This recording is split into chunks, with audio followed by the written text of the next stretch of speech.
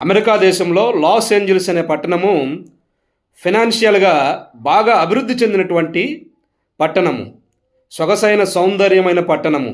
ఎంతోమంది బిలీనియర్స్, కోటేశ్వరులు, అదేవిధంగా సెలబ్రిటీస్ నివసించే ప్రదేశం అండి.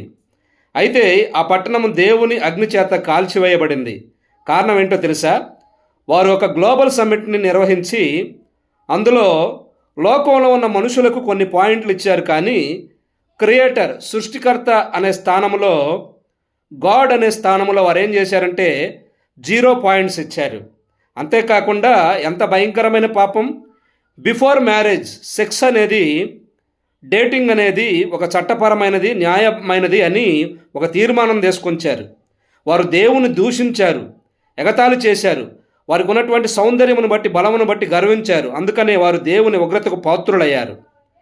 దీన్ని బట్టి ప్రియమైన దేవుని పిల్లలారా, దేవుని రాకడ చాలా సమీపముగా ఉన్నదని నేను మీకు తెలియచేస్తా ఉన్నాను.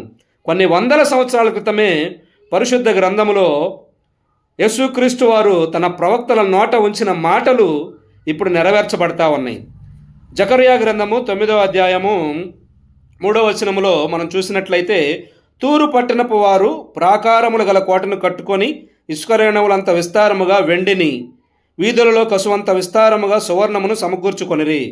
యెహోవా సముద్రమందుండు దాని బలమును నాశనము చేసి దాని ఆస్తిని నరుల చేతికి అప్పగించును, అది అగ్ని చేత కాల్చబడును అని దేవుని వాక్యం తెలియచేస్తూ ఉంది.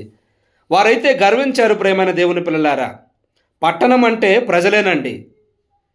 లాస్ ఏంజల్స్ మీదకి వచ్చినటువంటి దేవుని ఉగ్రత భారతదేశం మీదకి రావడానికి ఎంతో సమయం పట్టదు.